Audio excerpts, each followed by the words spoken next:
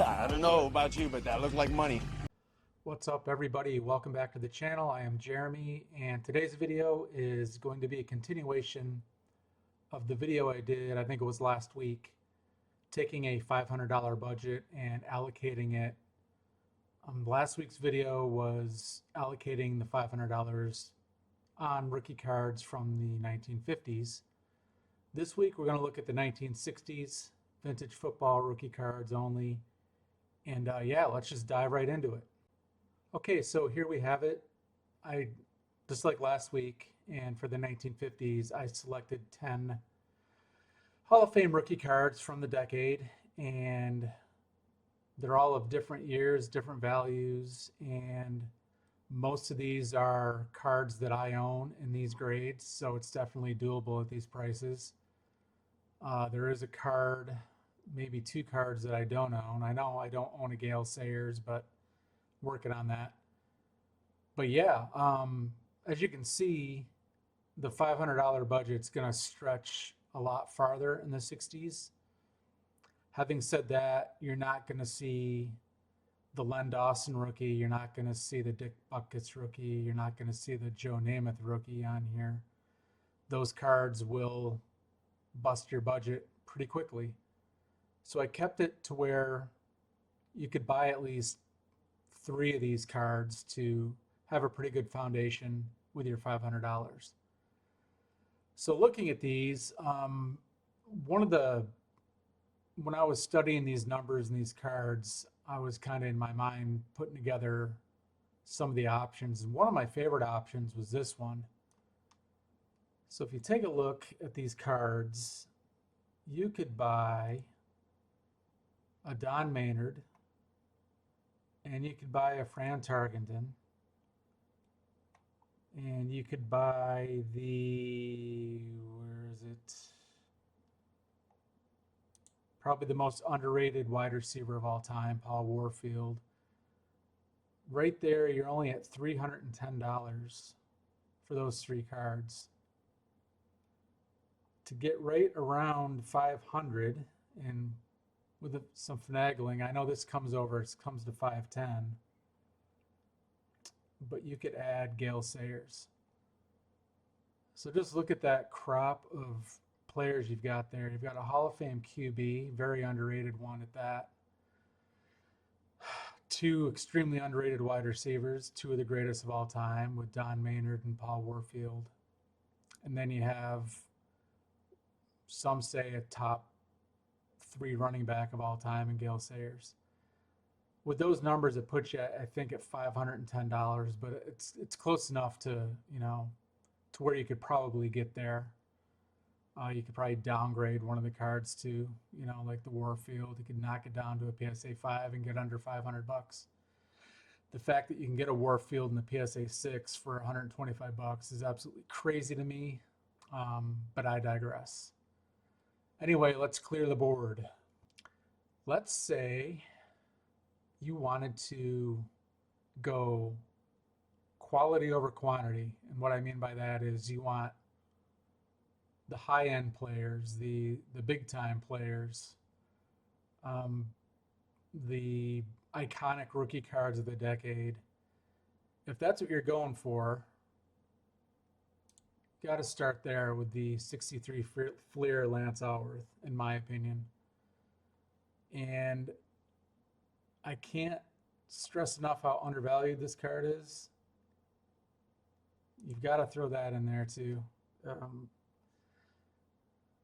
Not iconic, I guess, but I mean, $125 for a Paul Warfield is just crazy low. So that puts you at $395. For another $100, this will put you right at about $495. You can get the Larry Zonka and an SGC 7 for $100. Crazy. Those are 3 iconic cards of the decade you could have for under $500. To me, that's a pretty solid start. Let's clear the board again. Okay, board is cleared. Let's look at these again. Let's say you're into condition sensitive, good looking cards. Well, you know where I'm going with this.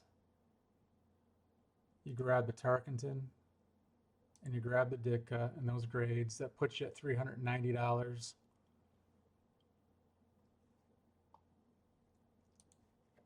Then you get the Zonka, $490. Or, since we're talking condition sensitive, I mean the Zonka is. Let's do this one.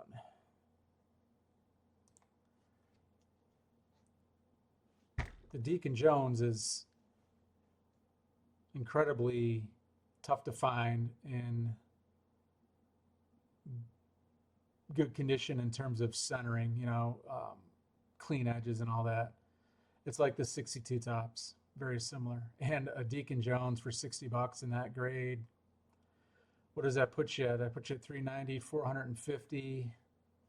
Oh, you could add a Bullet Bob Hayes and a 2.5, which I have it in a 2.5. That is my card right there. It's beautiful. It's got a little surface crease in it. You can't even tell, but it's there. But those four cards right there, you're at, I think, 500 even, right? Yeah, $500 even. So you get a Tarkenton, a Ditka, a Deacon Jones, and a Bob Hayes for $500. Let's do another one. Okay, the board is clear. Let's say you really want QBs. Well, it's pretty easy to look at the board and know that Fran Tarkenton you can get for $140 and a 4. And then you can get the Bob Greasy and a 7. Those two cards, that's only $300. So you've got $200 to play with here. Maybe you want to go and be like, you know what? I want to add the Gale Sayers too. So I can have 2 Hall of Fame QBs and a Hall of Fame running back for $500. Those 3 cards put you right at $500.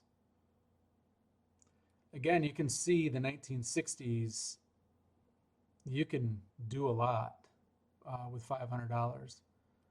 Let's clear the board and see how many of these cards you could get for $500. Okay, looking at the board, obviously $500, you're gonna load up on the cheap ones. I can't believe these are that cheap, but Maynard for 45. What do we got? Deacon Jones, right, for 60. That puts you at about $105. Now I know most of you aren't going to want a PSA 2.5 of Bob Hayes, but trust me, there's good looking lower grade copies that you'd be happy to have. And I'm happy with my 2.5. Anyway, this puts you at about $155. And then you grab the Zonka, that puts you at what, $255. My gosh, and then you could get $255, add the Paul Warfield, that's puts you at $380. My gosh, you could almost do, this would put you at $520. These 6 cards, 6 of the 10, you could get for about $500. The pricing on these, you're over by about $20, but we'll give a little bit of leeway here. So you could get a Don Maynard rookie, a Fran Tarkenton rookie, a Deacon Jones rookie, a Paul Warfield rookie, a Bob Hayes rookie, and a Larry Zonka for $500. That is one heck of a way to build a solid foundation with a vintage football card collection if you're focused on the 60s. Obviously, you could take my previous video from the 50s and maybe mix and match, but you sure can get a lot of bang for the buck with $500. Yeah, pretty crazy. So what do you think? There are obviously cards that I left out. There's so many good rookie cards of the 60s that you could add in here. I'll show some off to the side here, but the 60s are a completely different animal than the 50s in that there are a lot of high-end players that you can go after and have some money left over with. Like, what did I say? You were able to get 6 or 7 of these 10 for $500, right? And these aren't slouches. These are some of the greatest players of all time. Obviously, they're in the Hall of Fame, but these are some of the top end Hall of Famers of all time. Many are undervalued, like Deacon Jones and Paul Warfield are criminally underpriced. Paul Warfield's probably the most underappreciated, underrated wide receiver of all time, in my opinion. Maybe that's another video idea someday.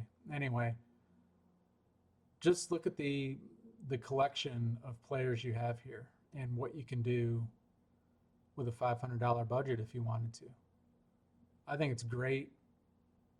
Obviously, I left some off, but I had to. Otherwise, this would be, a 20-player list, and my screen isn't that big. So, to show them all.